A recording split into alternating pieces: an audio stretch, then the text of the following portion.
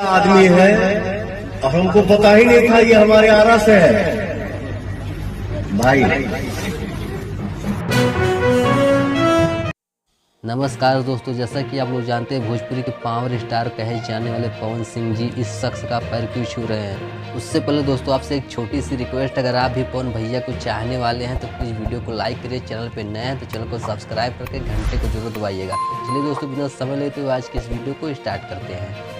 तो अगर इस वीडियो की बात करें तो ये वीडियो हर एक सोशल मीडिया पे बहुत ट्रेंडिंग में चल रहा है। आप लोग एकदम क्लियर देख सकते हैं हमारे पवन भैया किसी के पैर छू रहे हैं, कोई और नहीं उनका ही टीम मेंबर है जिसको इतना मान और सम्मान देते हैं। वीडियो से हमें ये सीख मिलती है हमारे पवन भैया कोई छोटा कलाकार हो या कोई बड़ा कलाकार हो, उनके सामने सब सेम है।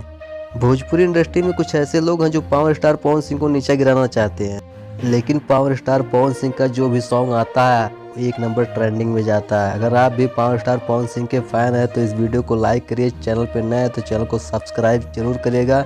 मिलते हैं किसी नेक्स्ट वीडियो में, तब तक के लिए जय हिंद दोस्तों।